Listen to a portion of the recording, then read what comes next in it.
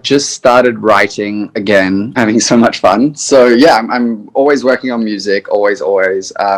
And I was in a film that is all finished now. So we're out to some film festivals, and hopefully that'll come out next year as well. It's my first lead role in an American movie as an actor, which was like very scary but exciting.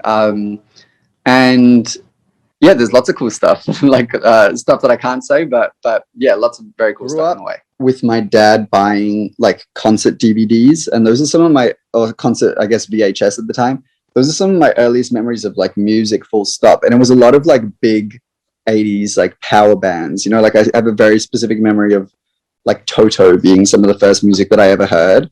And so it does, like Phil Collins. It always, you know, it trickles through. And the influence is thick on this one. So yeah, I would say like Phil Collins in general is probably the reference. The Angel Baby video is I mean, the same way that the song is a fantasy, the video is like a complete fantasy, and it's really a celebration of queer love in I think a really beautiful, like, hot way. So much has changed. But at the same time, like, I would say to that person, I would say, like, try and relax a little bit, because you actually know what you're doing more than you think you do. Like, you know that you like love your family, and you know that you love being at home, and like all of these feelings that you feel, keep putting them into music, because it, you know, like, that's your way of expressing yourself, and it always has been, and it hopefully always will be. So I would say yeah, just like kind of have a little bit more faith in yourself and relax. Because I think that that's something that's come with time. It's just like, now that I've been through the process a couple of times, I don't get as like down on myself as I used to. You know, I used to have if I had a bad writing day, it would like ruin my week. You know, when I first started, I'd be like, I don't even know why I'm signed. Am I doing the right thing? And now understanding the process, I'm like, this should be fun, and trust yourself. I would say it's very intimate. The two are very closely interlinked. You know, I am my happiest when I'm songwriting.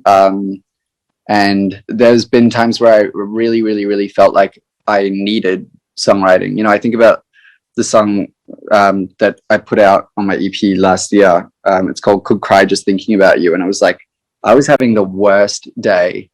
And I was crying in my kitchen writing the song.